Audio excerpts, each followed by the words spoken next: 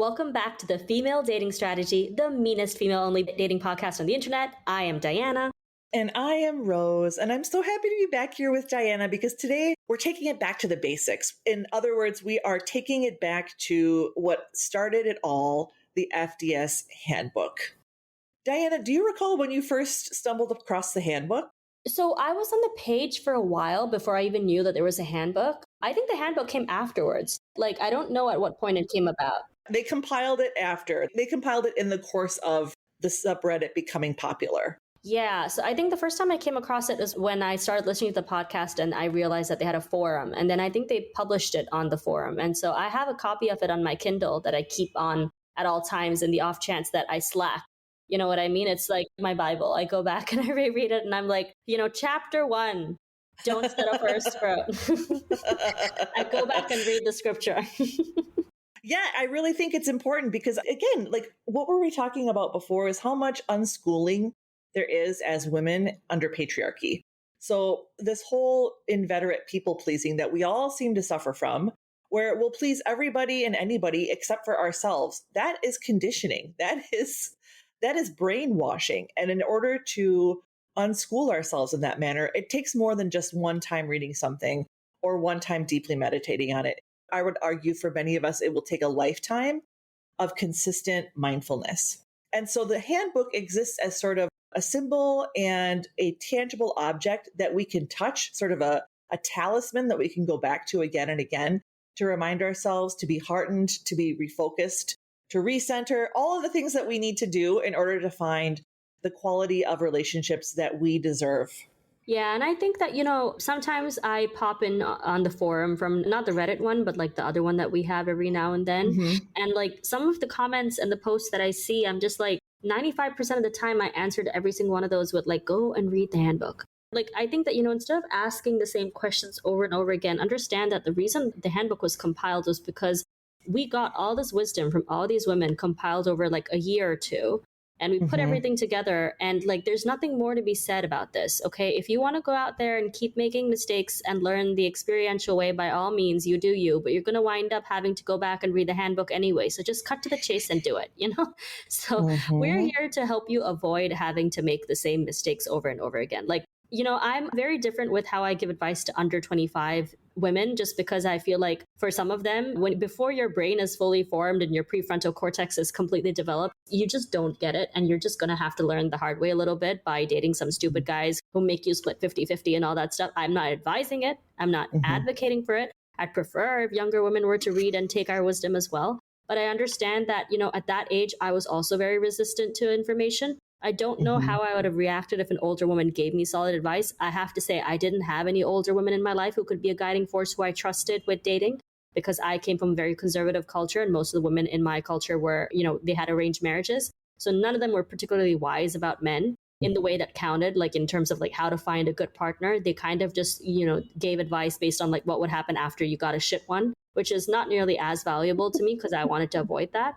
For me, I don't know that I would have listened. I would like to think that I would have if somebody sensible came along, but it's just that I didn't really meet anyone like that.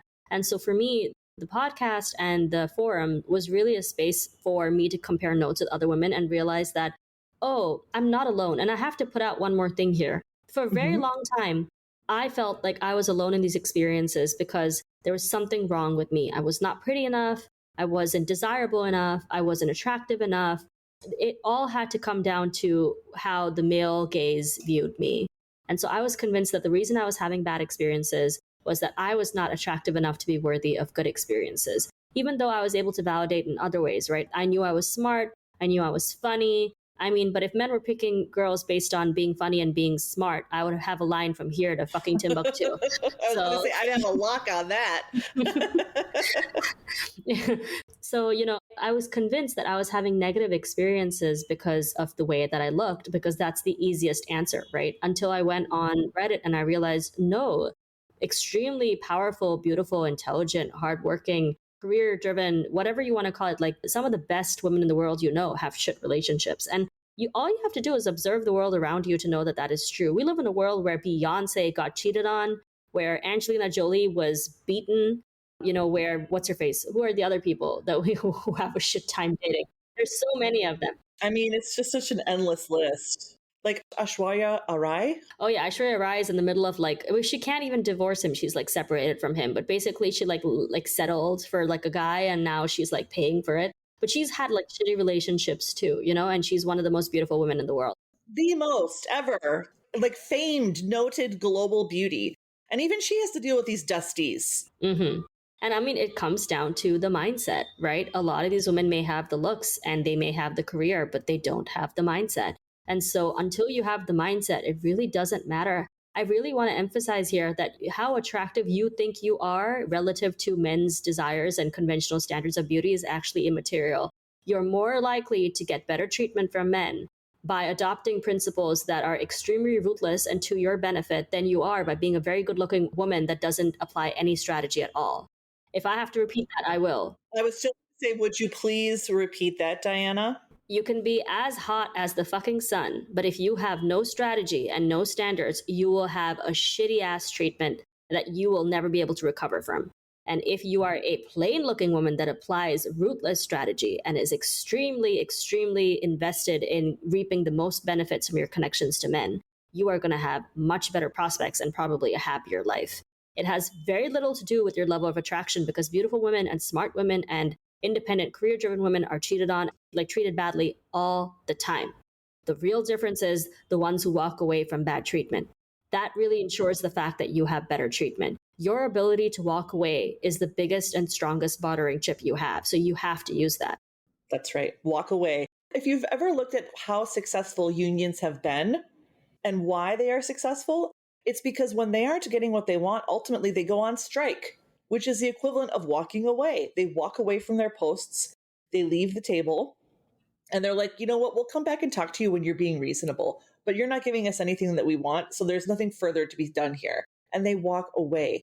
And that is the most valuable lesson for any of us. In fact, Diana, I really like how you explained that because as we were discussing, Diana's got a fun little story for us coming up.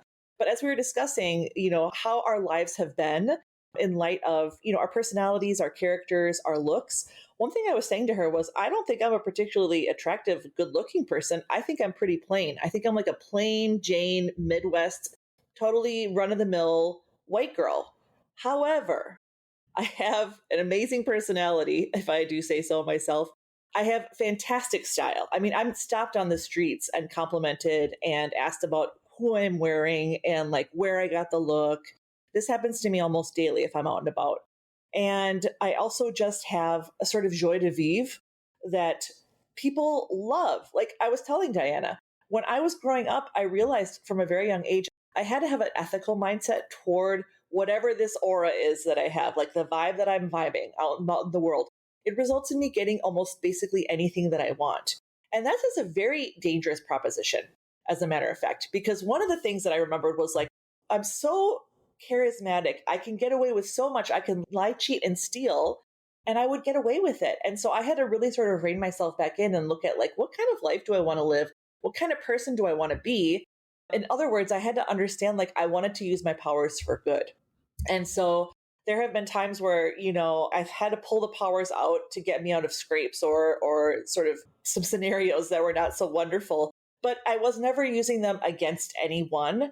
And I've never lied, cheated, or stealed. And so I can live with myself being somehow just a naturally charismatic person who, as my therapist says, manna just falls from the heavens for. And this is one thing where, as Diana said, as someone who I feel personally as a plain person, for the longest time, I thought I'll just have to settle for whoever I can get, or like, I don't deserve, no wonder I don't have a boyfriend. I don't deserve a boyfriend. And then as I got older, if you look at couples, and this is something else my therapist has said to me, she's like, go to a mall or go to an outdoor, eating area and just look at all the couples that walk by and look at the depth and breadth of the variety of the men and the women that you see. Not everybody is with the most beautiful person. The most beautiful person can be with somebody who is not. And it's because there's so much more that's going on under the surface when it ultimately comes to who we end up partnering with.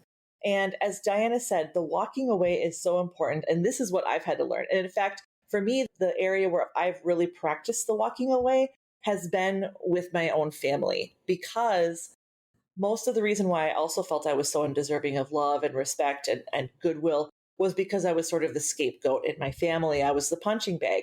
And so to me, that was the default dynamic that I was used to. And I realized as I started, again, FDS was really instrumental to me. FDS was saying to me, you can walk away whoever it's with if they are not according you the respect and dignity that you deserve. And it was really when I started to apply that to my own family that my life really, I've never had a bad life. I've always had a really blessed and fortunate life. But when I tell you that over the last 4 years, since I've started to implement and walk away from the situations in my family and in my life where I have not been afforded the respect that I deserve, the changes in my life have been immeasurably for the better. And so this is something we're going to go over today as we keep talking, Diana. Thank you so much for that. Yeah, I have to push back and say, I probably think you're probably very attractive. And this is why, okay? This is why I'm going to say that.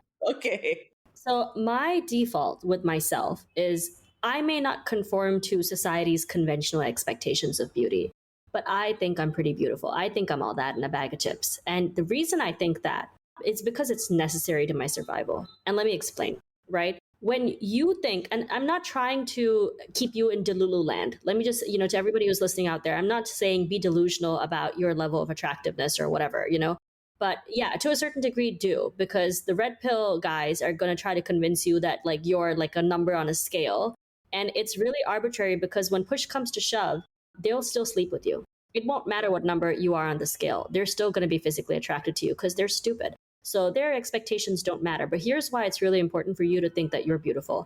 Because if somebody doesn't think you're beautiful and wants you to feel ugly, your immediate reaction to them should be suspicion.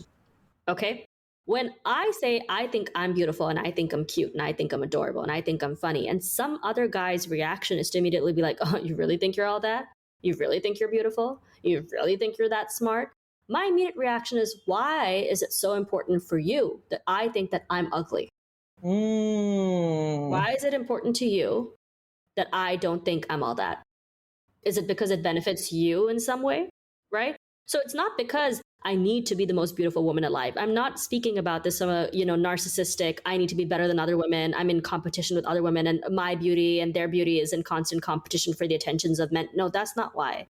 I believe that you should see yourself as a beautiful being, because when other people question your sense of self-worth and your confidence, your immediate reaction should be, why is it so important for you that I don't like myself? You know what? You're right. That is such an important flag to catch early and often. In fact, I was almost having a little bit of a flashback when you gave this scenario and you were saying what a scrote would say to you. Oh, you really think you're this? Oh, you really think you're that? I had a flashback to all the times my dad would say that to me and all the ways in which he would tell me that I was worthless and useless and, inferior because I was born without a dick. And this is why I think for the longest time, I couldn't accept that I was a spectacular, extraordinary person. And of course, now, one of the things my therapist says, she says, well, of course your father hated you, Rose. You had the biggest dick of all of them. Yeah. Because I've just always been honest. And it comes from a loving place, but I've never been one who bullshits, and I never blow smoke up anyone's ass. I don't think that's helpful. And I think, in fact, it's disadvantageous to the person with whom you're blowing smoke, because why wouldn't you want the person that you're closest to be able to trust your word, right? This altering of, why would you want to put down somebody who is your own child or who is your own friend Or your partner. or your partner?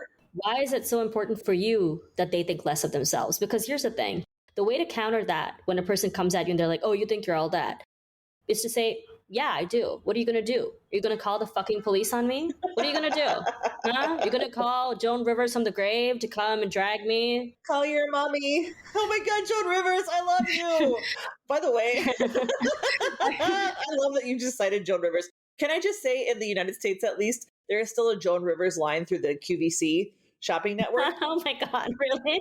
Yeah, and her shit is really good. Like, the style is great. I've got this great little leopard print fuzzy vest of hers, and I'm like, every time I wear it, I'm like, Joan Rivers, rest in power. I thought the QVC thing was Canadian. I didn't know that they've had it in... Canadian. Oh, okay. I didn't know they had it in the States. Yeah, we've got it in the States. Yeah, of course we do. And it's a whole cable network channel.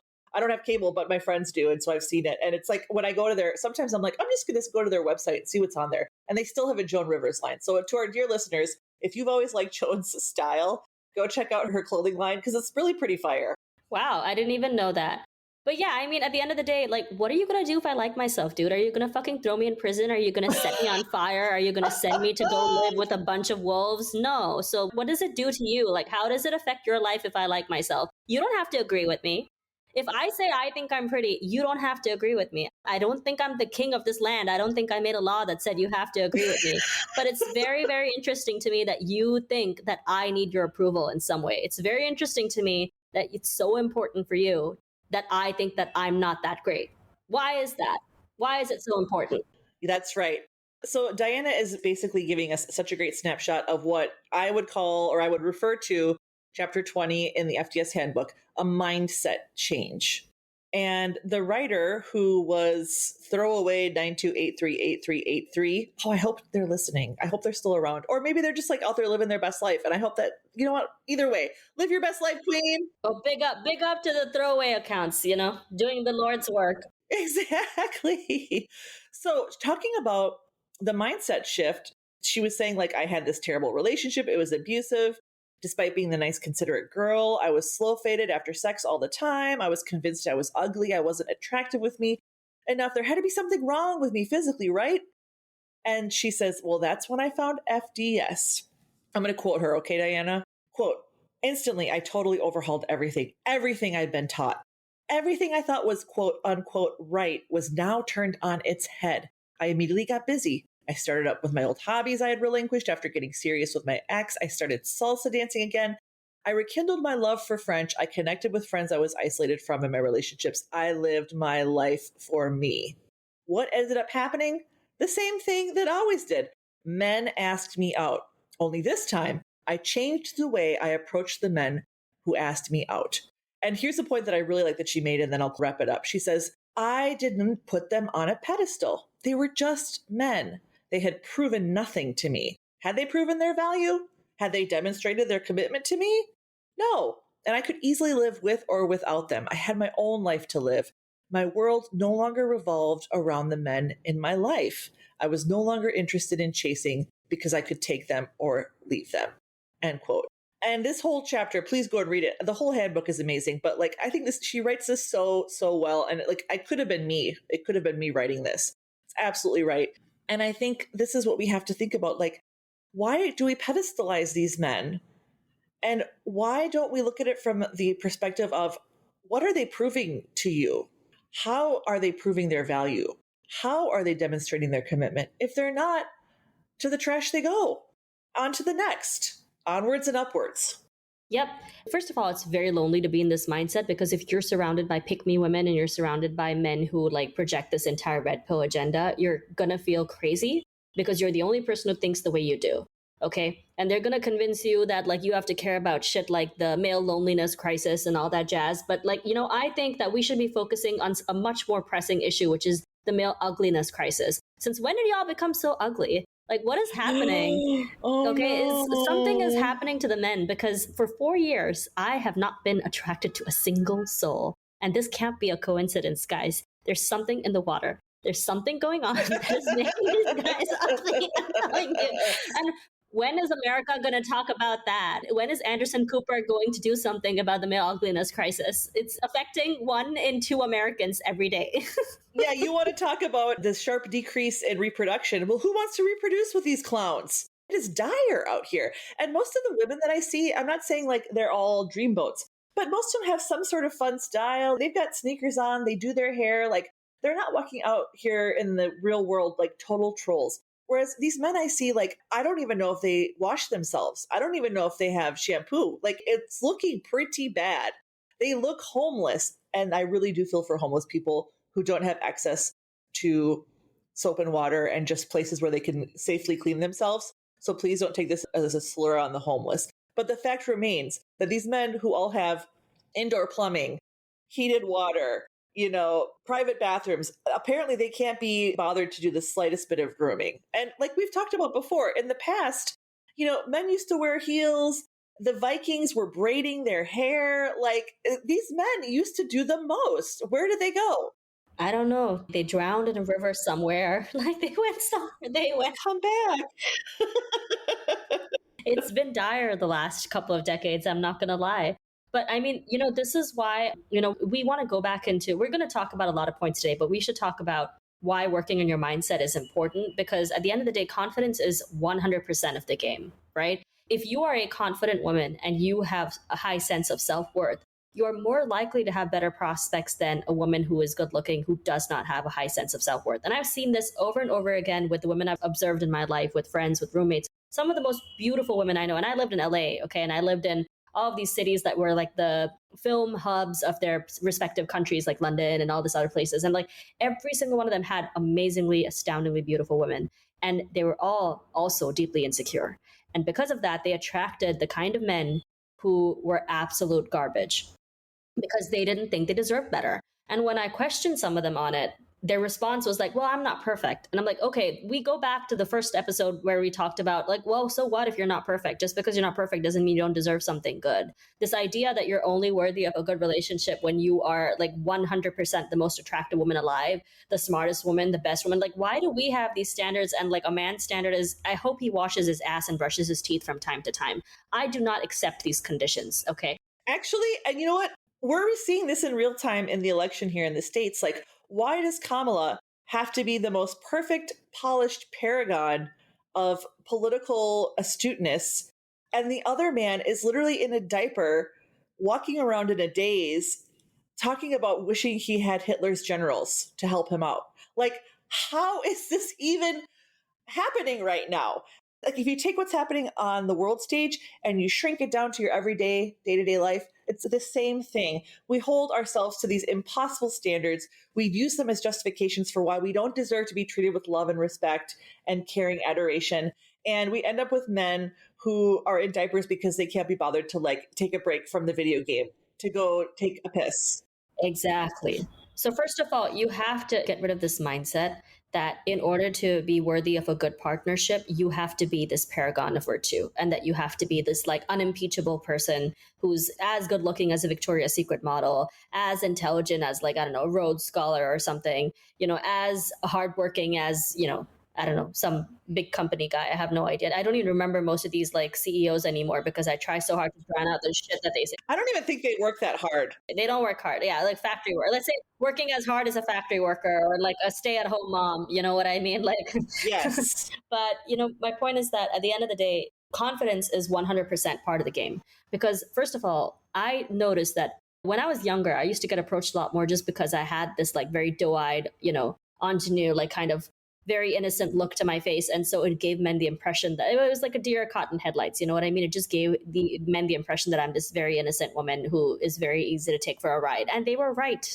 Because back then I was like that. Back then I really did want to believe in the best in people. I hadn't had like a hard dose of reality because most of the men I grew up with were pretty nice. They were pretty, like, my dad was wonderful to me. And like, he was very, very, protective about the kind of men that he allowed in my life. And so in general, I did not have extremely negative experiences with men outside of the boys I met at school. But like, I kind of chalked them up to being an anomaly, and I also felt like it was partly because I grew up with some of them. And so I feel like I kind of saw them in close quarters in a way that you usually wouldn't at school.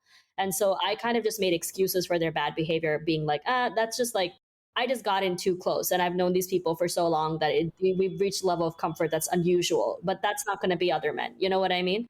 And so it just attracted a lot of people who are out like vultures. And a lot of men are vultures, like straight up vultures. So you have to work on your mindset and give off this spoiled girly, strict babe energy. Because when you are a strict babe, they know. And they know that they can't come at you with the usual tomfoolery and shenanigans. And so, there's this expression that I read recently that made me chuckle so much. It was like, if he shenans once, he'll shenan again. That's wonderful. Oh my God, shenanigans as a verb. That's great. I love that you use tomfoolery myself. Oh. Oh, yeah. Okay. I do not accept tomfoolery and I do not accept stupidity. And so I just give the impression that I'm a very strict babe. Okay. And I had to learn that I was not always that woman. I was very friendly, very affable. I'm very much like you. I do think that when it comes to like, the devil and the angel on the shoulder, I'm a little bit more of the devil, you're a little bit more of an angel. So every woman that listens to us is like, if you want the demonic version of how you can use this to your advantage, because I'm not trying to play fair or nice, okay? I say straight up go evil on these bitches because they deserve it. Men don't deserve forgiveness at all. I am learning from you. Have you been watching ever the Good Omens show? No, you know what? I watched the first season, but I haven't seen the second or third one yet. I'm a huge fan of David Tennant's work. Me too. I love the angel and the devil because like you come to see, the devil like has a lot of really good points and sometimes the angel like is a little too naive and ignorant. So that's sort of where I feel like we're at and this is a good spectrum to be on, Diana. And I mean, we're going to be like that both ways, right? Because at the end of the day, what you have to learn from your naive position, as we all are in our own ways, we're naive about certain things, is we like to see the world in a certain way and we assume that the world works this way because we'd like it to work that way. You have to see the world for what it is and not what you hope it is. Okay. And hopefully by acknowledging that, you're able to actually craft a world that is closer to your vision. Because the truth is, when you operate from a naive perspective and you give too many people the benefit of the doubt, that is how you wind up getting used, right? So confidence, going back to confidence is 100% of the game. If you seem like a woman who does not accept nonsense, total bullshit,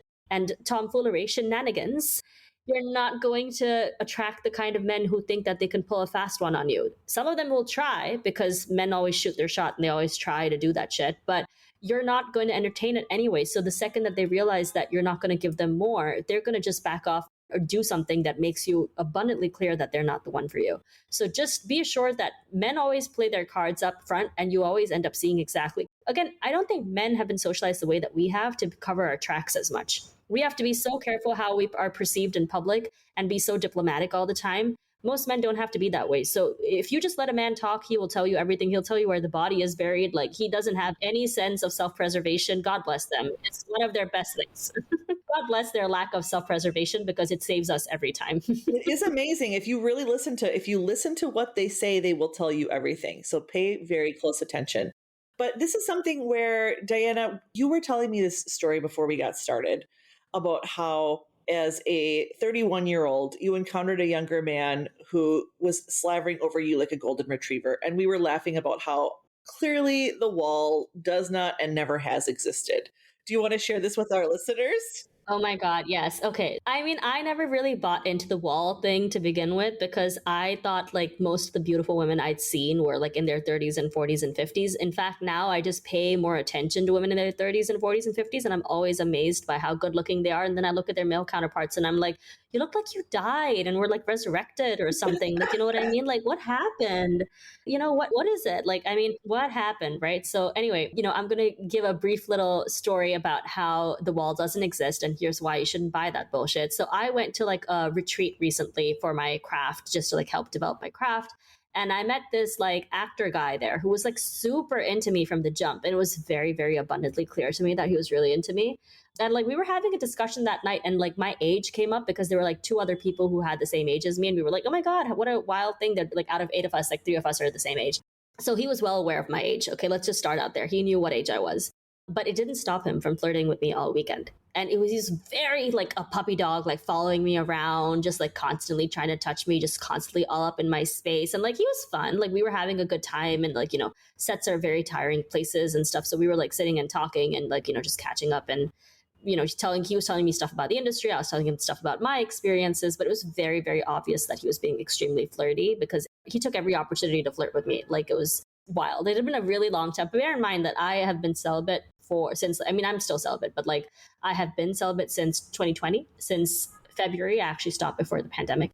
And I haven't so much as even looked at a man since then. I haven't dated. And I've been very, very firm on my boundaries because I was like, I'm taking this time to recuperate and to focus on my mindset and to focus on my own personal goals. So I prioritize my career and my other goals. And I was like, if this naturally happens, it happens, but I'm not going to go force it to happen. And I'm not going to try to force connections or like get on apps and stuff because I just didn't find these places to be particularly fulfilling for me. Okay. So, but I did think that this guy was quite cute because obviously he's a good looking actor. He's tall, nice arms, nice smile, blah, blah, blah, blah, blah. And so I knew from the jump, I was like, he's super into me. So, what do I do? Do I reject him or do I indulge him a little bit? Maybe I just kiss him. Okay. And so I made up my mind from the jump that I was going to orchestrate his paths to kissing me because I was like, he's a kid. If they're late 20 something, like, I'm sorry, right now you probably feel like the most grown you will ever feel. But trust me, once you hit your 30s and 40s, you're going to be like, oh my God, I was a baby. How did anyone let me do anything? Right? It's so true. And so I was like, okay, this guy has had his prefrontal cortex for about 5 seconds now. So he's only just developed a sense of consequence. Okay. And he knows my age. This is not like affecting him in any way. He's still like very, very obviously trying to like, get in contact with me, like hold me in certain ways and stuff. And I was like, okay, yeah, okay. I get it. I pick up your vibe. Okay. And so like he made like this stupid, he's like 6 feet tall, right? So he's like, oh yeah, this was like the last night before we were packing up to go back home. And we all had like a wrap party and we were like drinking and stuff. Like he used to keep running around doing errands for me, like, getting me glasses of wine, making me joints and stuff. Like it was very nice. I felt like a diva and I had like my little spot boy on set, like going around, running around, getting things for me. And at one point, Bob boy. that's what he was. He was just running around getting me water and shit. We all need our own spa boy. Yes. Well done, Diana. And so anyway, so he was like, this is the stupidest thing he did. He was like, oh yeah, can you come back with me to the rooms? Because we were like neighbors, basically. He was in the room right next to mine. And I was like, yeah, sure. Why? And he was like, oh, because I'm scared. And I'm like, you're scared? You're scared. We're like a 6-foot giant. What are you scared of? But I mean, I was teasing him, but I knew that like he was calling me because he wanted to make out with me. And I was like, okay, I'm not going to make it easy for him though, because I had to work and I was like editing my film. So anyway, so I was editing and I had to literally lock him out of the room because he was just like so over me. I was like overwhelmed by the attention. I'm not going to lie. And so I finally go back to the room. I'm hanging out with his roommate for a bit because we're editing because we were partners. And he's like just hovering over me. And at one point I go to my bedroom because I'm like, is he going to make this move at any point? Like, what is he doing? You know what I mean? And so I was like, okay, I guess maybe not. And so I just started like washing my face and like doing my skincare because it was like really late. It was like 12, like midnight, 1 a.m. probably. And he's just like hanging outside my door. I'm not even kidding. He was just like hovering outside my door like a puppy waiting to be let in from the outside. And I was like, okay, clearly he's not going to like breach the walls. He's not going to like come in. I have to invite him in some way and make this justifiable. So earlier that day we were talking about his perfume because he had really nice perfume on, and I'm, a perfume girly. I'm really into that stuff. So I was like, oh, that smells really nice. And so I was like, so do you want to, come inside and smell my perfume? And like he took that as the cue and he walked in and he like grabbed my little perfume bottle and sprayed it on my neck. And then he like, basically like leaned in and he started kissing me. And I was like, okay. And you know what? The first thing that came out of my mouth was, took you long enough. What's taking you so fucking long? And he was like, what's taking you so long? You started washing your face. I was like, yeah, because I'm not going to stop doing what I need to do just because you can't make up your mind on making a move. Like, I want to go to bed. You know what I mean? Like, I'm going to wash my face and put on my sunscreen, like, and my skincare. I'm not going to sit around waiting for you. Skincare waits for no man. Hello. Not at all, And so, he was just like teasing me and stuff. And I was like, at one point it seemed like he wanted to like escalate the physical stuff. And I was like, yeah, no, we're not doing that. I literally straight up told him we're going to keep it PG-13 and cute for today. I love this. Use that in the future, ladies. Keep it PG-13. That's like, we're not going past that, gentlemen. Yeah, no. We're going to pretend like there are children in the room and this is inappropriate. But I was like, no. And also because I knew from the jump that this is what I wanted out of this interaction and I was not going to do anything more, because I'm very old fashioned that way. Like, I mean, also that's what we advocate in FDS as well, is like, I don't believe in having sex outside of a committed relationship. And I just met this guy this weekend, he's just a good looking actor. Like, there's nothing more I wanted from him except to like kiss him a little bit. You know what? Just to preface that, I was entering like the couple of days running up to my period and I'm super horny around that time. So he just caught me at an off time as well because I was hornier than I usually am. And so I relented a little bit, but usually I would have been firm on that. I probably wouldn't have even kissed him. You know what I mean? I would have completely ignored him and focused on my craft. My pheromones were crazy or something. Nothing wrong with a little kissing. I know, but I'm telling you, it was my pheromones as well. My hormones are all over the place. And I was like, oh my God, I don't know what is happening right now, but I feel hornier than usual. But anyway, so, I kicked him out of my room because I was like, this is it. There's nothing more. That's it. That's the end. And we went back to his room, okay, which was where my coworker, my partner was. And, he was working on something on the computer. And I realized I left my phone back in the studio. So I asked him, I'm like, oh my God, like, Barrett, remember the part where I said he wanted us to come back to the room because he was scared? And it was pretty dark then, okay? And it's like the forest in the middle of nowhere. So I was like, oh yeah, I want to go back to get my phone. Will you come with me? And he was like, no. And I was like, okay, well, fuck you. Oh, little petulant brat. Yeah, I got very miffed by that. This is the downside of these younger guys, okay? Like, because he really did think that I was going to sleep with him just because he flirted with me like over a weekend. Come on.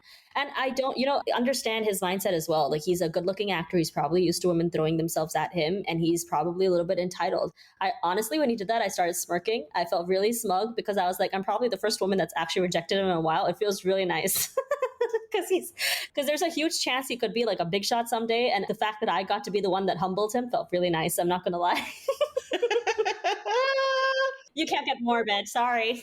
Right? Weren't you talking about how that, like, you had that little bit of smugness in your heart and it just felt wonderful? Yes. You know why I was smug? I was smug because, first of all, I was very proud of the fact that I held to my boundaries. I did exactly what I was going to do, that I said that I was going to do, and I was not going to do anything more than that. I didn't even let him touch me like around. You know what I mean? It was simply just kissing. I didn't let him touch any other part of me. Like, I was very strict. I was very, very, very strict, which was very hard for me 4 to 5 years ago. Like, I honestly had like this whole mindset of like, oh, if you just give men what they want, like they will just like comply, which is the stupidest and most delusional way of thinking. But at that time, it made sense to me because, again, nobody had told me that that was a stupid way of thinking. And like, nobody had broken it down for me that that's not how men think, you know? Men are not governed by honor. Let me just put it that way. Men are very much governed by their dicks.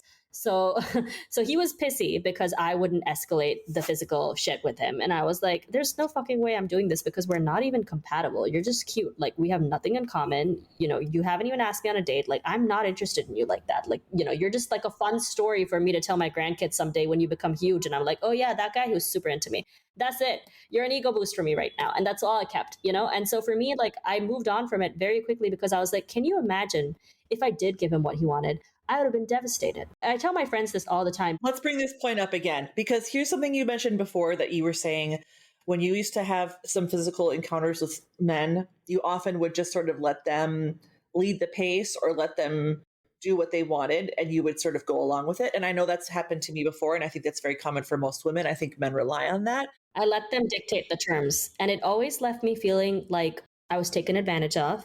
And I felt very regretful because I didn't want to do it. And I felt like I was kind of coerced in doing it, even though I wasn't, even though I consented to doing, but I still felt like I was not able to verbalize that I did not want to do it. You know what I mean? Because I just felt like it was something I just had to do in order to get them. And also, like, I mean, I never really wanted to. That's just really the point. I was never able to vocalize that I didn't want to. And I felt like I left with a lot of regret and feeling used and feeling devastated because then they would ghost me. And, you know, a lot of men do that, right? They sleep with you and then they ghost you. Or like, you know, once they get what they want out of you, they like run away essentially. And then you feel really devastated. And so I used to feel very devastated when I was like, oh, I'm doing this thing that I thought would get him to commit to me. And if anything, it actually drove him away. And then I felt even more devastated because I'm not the kind of person who's above getting emotionally attached to someone through intercourse. You know what I mean? Like, I am a person who, like, for me, sharing my body with someone is a very intimate thing. It's something that's very vulnerable. I don't just do that with anybody. And when I used to, I mean, I didn't do it with just anybody back then either, but like the few times that I did do it with somebody that I wasn't that comfortable with, I ended up regretting it because I didn't feel ready. And also because, you know, I did it for very wrong reasons. I didn't do it because I wanted to. I did it because it was a way, it was a bartering chip that I used to get them to stay. You know what I mean? It was free sex work. I hate to say it, that was what it was, right? It was a transaction that they'll give me a relationship if I do what they want. And so I ended up regretting it each and every time because I always felt like I was doing something wrong and I would feel so devastated when they wouldn't call me back or when they would ghost me and stuff because I'd be like, oh my God, like I did something wrong, you know, and I thought this was the right thing to do. So why do I feel so horrible? And this time when this happened, I felt so fucking smug because I was like, not only did I do exactly what I said I would do, that I came into, that I was like, I'm at best going to give this cute little guy a kiss and make his life and then move on with my life. And, but like, you know, I didn't feel the regret or the guilt because I was like, I did not escalate the physical contact. Like I did not do the things I did not want to do. And look at how quickly his character was revealed when you didn't do what he wanted. And thank God. Right? Because what if you had, and then you had said, hey, would you escort me? And he was like, no. I mean, can you imagine sort of the wound to your ego at that point? Exactly. The wound to my ego. And also like, imagine the red flag. Like I would have been slightly more emotionally invested that way. And then I would have been really hurt by that, as opposed to just looking at him for what he was, which was a very petulant child. You know what I mean? I looked at him like he was like a little baby throwing a tantrum, being like, "Wah, mommy didn't give me her boobies." Like, I know. Mommy. I didn't get the sugar tits I wanted. Yeah, that's exactly what it was. That was exactly what it was. I was just laughing to myself because I was like, I called it. I had a sense that obviously he wasn't sincere. Also, I'm not that stupid, right? Like, obviously, with the amount of effort he was putting in, he was trying to escalate. Like, he wasn't love bombing, but he was trying to escalate physical contact, trying to like be very close and touchy feely and stuff. And like, honestly, I just put up with it because he's hot.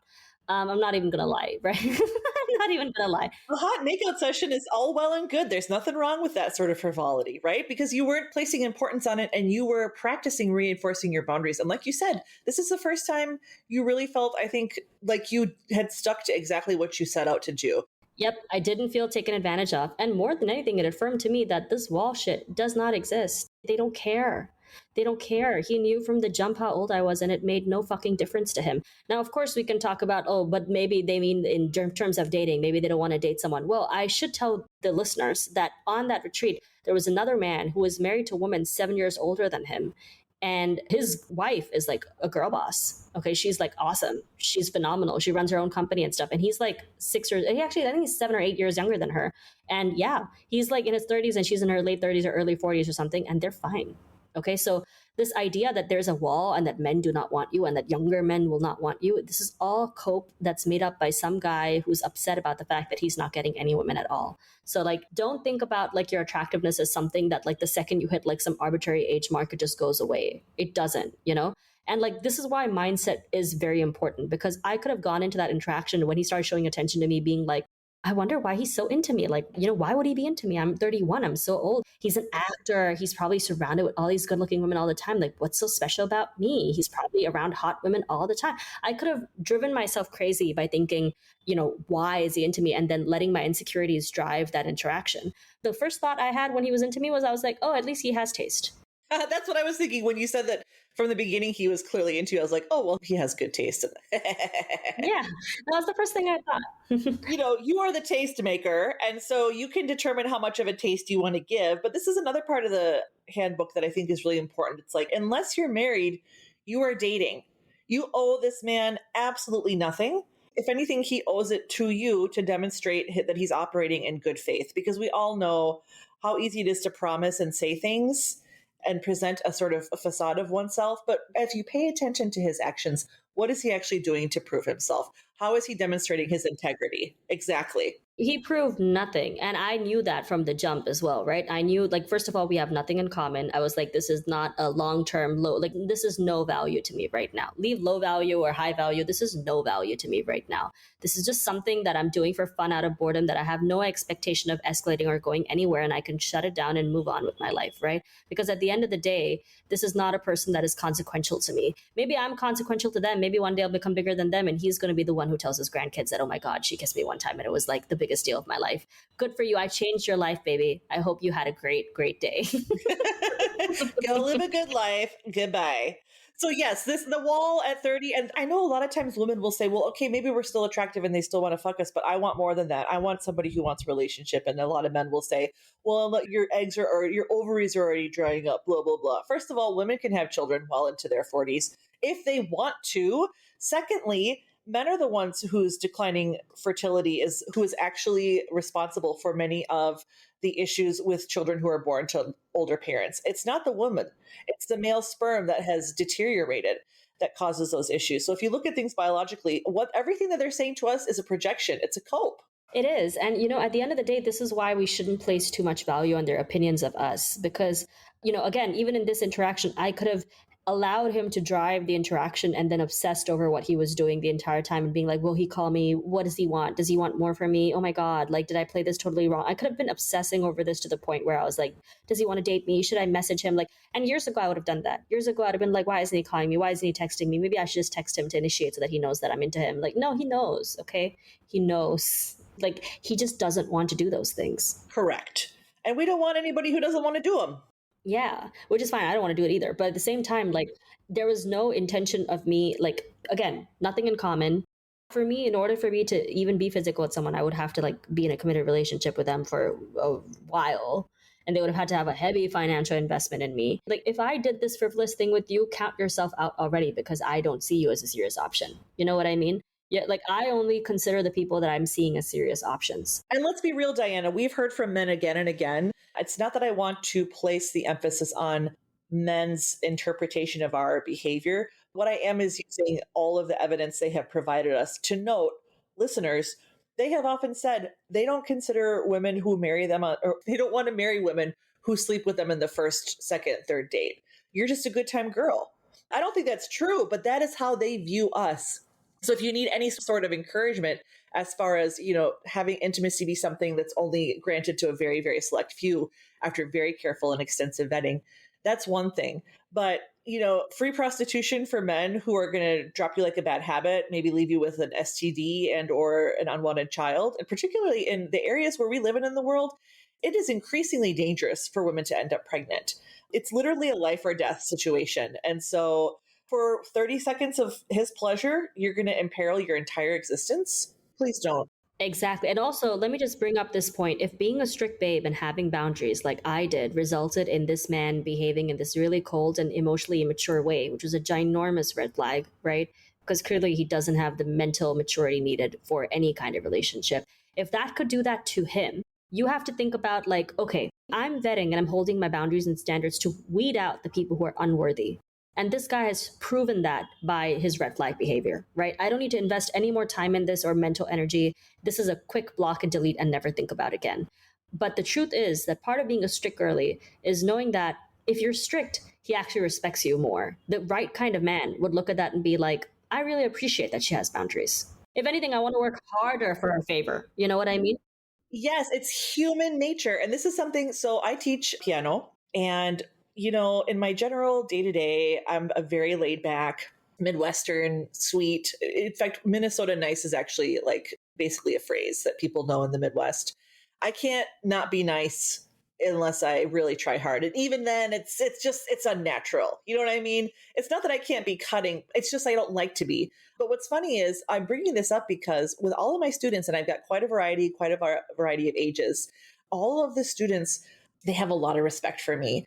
And the parents have brought it up to me how much they love that I'm strict with their children. And I can tell that the kids don't expect it when I first get there because, again, the whole aura I have, just how my face is shaped, I look like I'm just going to be like the sweetest little auntie in the world. And I am, but not when I'm teaching piano because we have serious business to conduct. And I take it with the utmost gravity, the responsibility I have when I'm put in charge of teaching children this instrument. And it's so funny how, like, I can just tell the kids are sort of taken aback because they're not used to this level of strictness from adults in this day and age. I'm very old fashioned. I'm very old school. And what I can see is with time, the respect and the trust and the admiration that grows in their face and in our relationship, it's really heartening to see because as humans, we just want somebody who's going to toe the line and be consistent and have integrity. And I think that's something that we really underestimate about men is that they also want that from us. It's helpful as a strategy, right? Because at the end of the day, when you are strict, right, like the point of finding the one person that will actually be a viable candidate is that you have to weed through a lot of bullshit.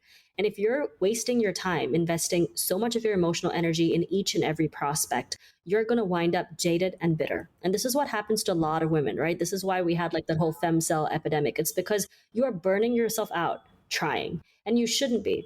The second somebody switches up on you and gives you behavior you don't like this guy did, just don't even be emotional about it. Like, what is there to care about? What is there to actually worry about in the situation? Okay. Shit behavior does not warrant a response from me. It doesn't warrant emotional energy from me.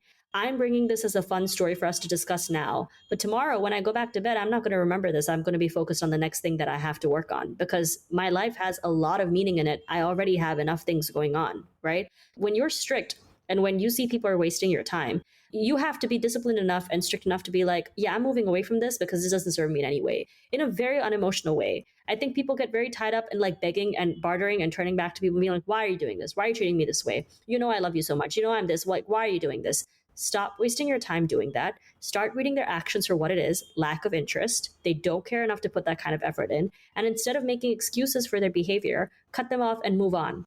Should we talk a little bit about the burnt haystack dating method? Because I'm hearing. I was thinking this is a perfect pivot into the burned haystack. So, what have you learned about the burned haystack method and who does it most apply to or who's been using it the most? So well, I've been seeing this come out of Reddit spaces from like the dating over 40 women. I think that's where it originated. There's a woman whose name I'm forgetting who was like behind this particular dating method. But essentially it's that, how do you find a needle in a haystack? You burn it, right? And point is that it's like a very ruthless strategy of vetting through the men who don't fulfill like the basic expectations of like, this is very dating app oriented because it's like, oh, if he has like shirtless pics and he's always at the gym and like all this other like sketchy stuff. But I mean, again, those are easy vets, right? Like you just have to block through those people because obviously they're not viable candidates. But the point is that like the way that we would use it for our purposes here is that the second you find that he does something that is not to your expectations or your taste, you don't sit around indulging him, engaging him, enabling him, and then trying to tutor him into being a better boyfriend. Okay, you just move the fuck on because the world is a big, big place. There's lots of people out there, and you will find someone who will do all of that without breaking a sweat. Okay, you don't have to invest your time trying to beg, barter, steal, and perform all kinds of criminal acts in order to get somebody to actually display a bare minimum level of human emotion and register like human decency for you. You don't need to do that. We've convinced ourselves that we have to be like performing acrobatics, for these men just to get them to be interested. And you really, really don't. Right. That's the bare minimum is like you're doing these things. You're standing firm to your boundaries because it exposes, first of all, the only kind of person who gets upset about you standing firm with your boundaries is a person who has no interest in respecting them to begin with. So that itself is your first red flag. If you have a boundary with someone and their first response, this is just general, this is not just, when it comes to dating. If somebody's first response to you having a boundary with them is to get unreasonably upset and overreact, you already know that this person is not invested in your best interest. They have no interest in actually making you happy because they see your boundaries as an interference or an inconvenience to them getting what they want. And at the end of the day, your boundaries exist to make you feel comfortable, not to make them feel comfortable. And a person who is genuinely a good person is not, they're going to try to waste your time, but they're also not going to try to encroach your space or invade your personal boundaries in a way that is disrespectful to you. Because at the end of the day, they want to be in your life. So they're going to take heed and listen to you and take their cues from you because they're going to be like, this person doesn't like this. I'm not going to do it. And they're going to respect the fact that you're strict because it's going to make them work harder. If that's not what happens, like in this situation, that's not what happened. It didn't motivate him to be a better person at all, which I was expecting, but still, that's not a viable candidate. Right. I think something you mentioned was how this is a technique that you've especially been reading about for older women, like women over 30, women over 40, because I think women at that stage, it's interesting that you mentioned earlier how younger girlies might have a harder time taking this advice. I don't know if that's true. I think a lot of times they just don't know where to access this information and this sort of wisdom because we all tend to be in silos of our own interests, age, gender, generation. I mean, especially with social media, they really do make sure we're all sort of separated and atomized. In order to find some of this information, you have to really be diligent and you have to have some sort of luck as well. I mean, I was really lucky that I ended up on FDS. I only ended up there because I kept reading in other feminist subreddits. People kept mentioning FDS, and I was like, what is this FDS, right? Because they're like, oh, yeah, well, they say this on FDS, but we all know that's ridiculous. And I was like, actually, what you just said sounded reasonable to me. So I went looking for it. That's always the beginning. That's always the beginning. That sounds reasonable to me. Yes, right. And so I think especially older women are using this burn haystack method because it's like, one, we don't have the time anymore. Two, we've woken up to the reality of how many low effort, low value males there are in the world. I would venture that they're the majority. Certainly, we've seen that there are tens of millions of them voting for Donald Trump. And so, in order to not waste our time and our goodwill, our energy, our sweetness, I don't want to become bitter and cynical. That was another reason why I had to leave my family of origin. Like, I was becoming really, really embittered with the poor treatment I've been putting up with 40 years. And this is another reason why I think life has been going so much better for me. I'm just a happier person now that I'm not being persecuted by the relatives who are related to me by blood, but not by love or care.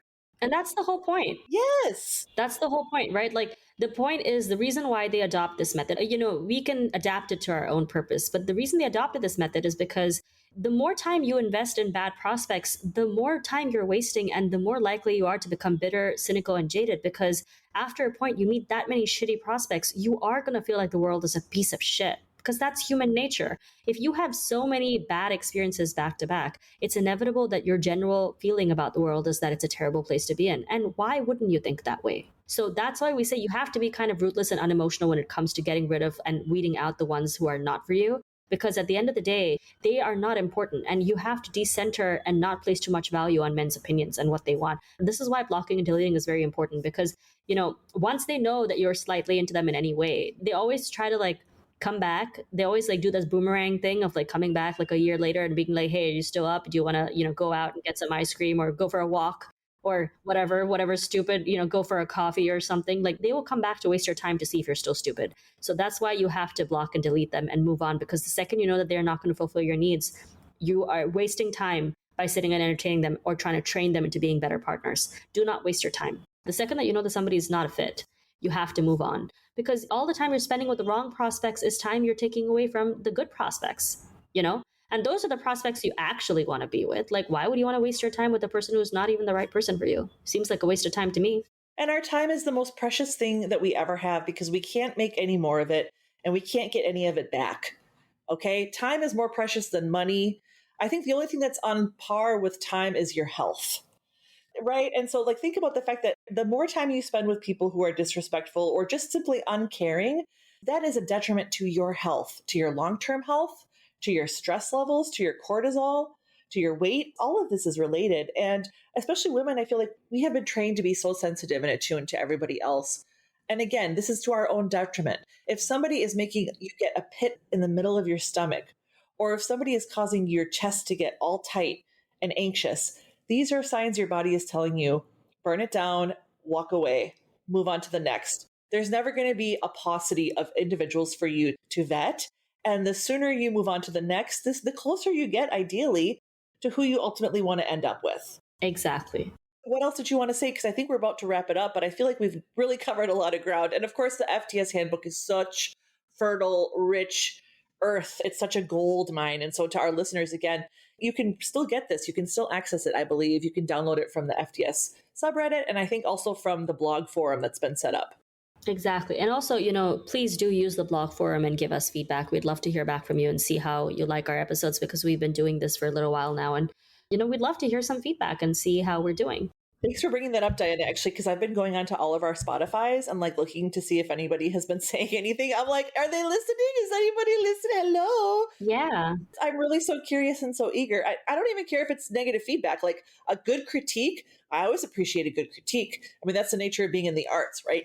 You usually don't get complimented, you get critiqued. So that's sort of the default position for me. But I'm always happy and willing to listen to a critique offered in good faith to improve in any way that I can. And I've been having such a delightful time recording this with you, Diana. I just want us to get stronger and stronger. Me too. And I think we are getting stronger and stronger, but obviously we will get a lot stronger with your feedback and your help. And so please do reach out to us. And as always, I'm just going to tell you once again that, working on your mindset and focusing on your own self and decentering men is going to be the ticket to you having a better life, whether you choose to partner with a man or not. So, please take that advice to heart. Yeah. And reread the handbook, because I'm so sick and tired of saying the same thing over and over again. Read the handbook, read the handbook. I feel like I sound like a broken clock now. So please leave him. Like, read the handbook and leave him. These are my two stock phrases. Exactly. Dump him. Dump him. Oh my gosh. Dump him. Move on. A la poubelle. And as always, die mad, Scroats. Die mad. Until next time.